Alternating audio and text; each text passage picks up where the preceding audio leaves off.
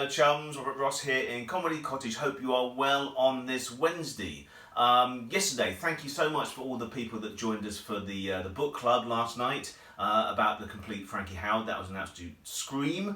Hope we got through the hour without too many fluffs and awkward moments. But anyway, it was a joy last night. Particularly lovely to have Barnaby Eaton-Jones join us. Now, Barnaby's very modest. He is very modest, but he's a brilliant actor, writer, producer, director.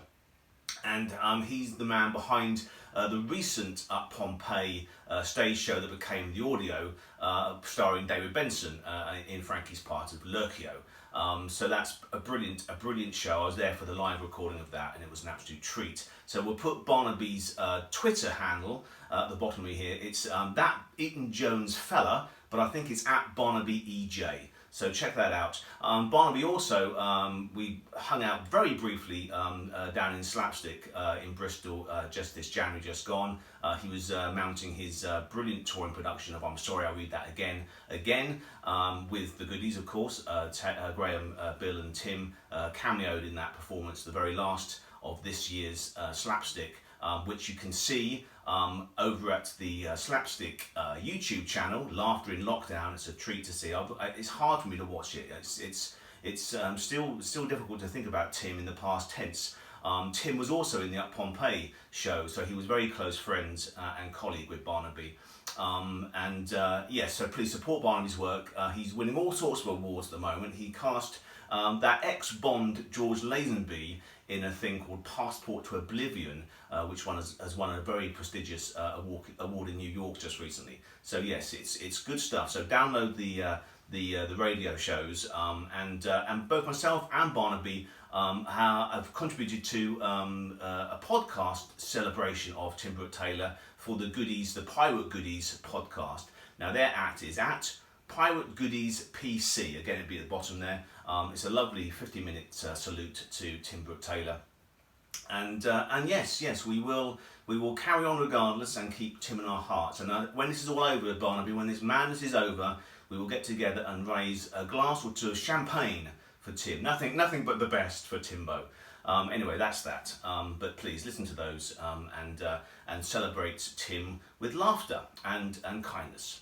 So, on to other things. Now, tomorrow's pick for Talking Pictures TV, they're streaming every day through the weekday, a lovely 1970-1971 sitcom called For the Love of Ada, written by Vince Powell and Harry Driver, and starring Irene Handel and Wilfred Pickles and Jack Smethurst and Barbara Mitchell. It's a lovely domestic sitcom.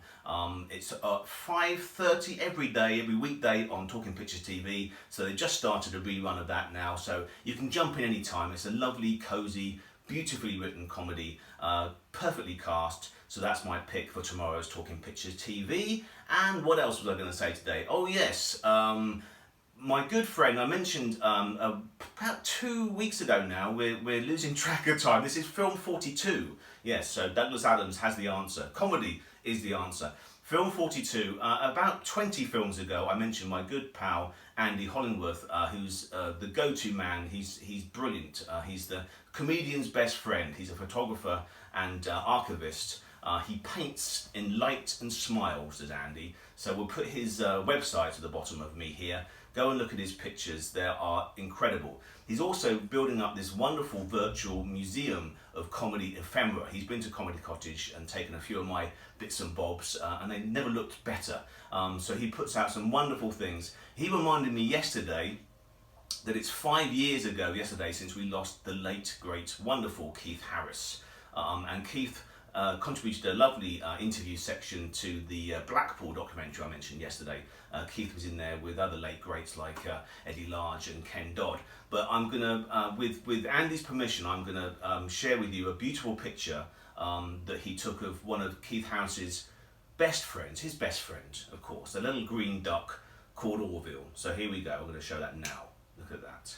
And I've got to say that Orville's being very looked after. He's in the kind custodian hands of the Grand Order of the Water Rats. So he gets fresh nappies every day, and he gets lots of bird seed, so he's looked after. Don't feel too sorry for him, but that picture just breaks my heart. He's just looking and waiting for Keith to come back, isn't he? But anyway, back.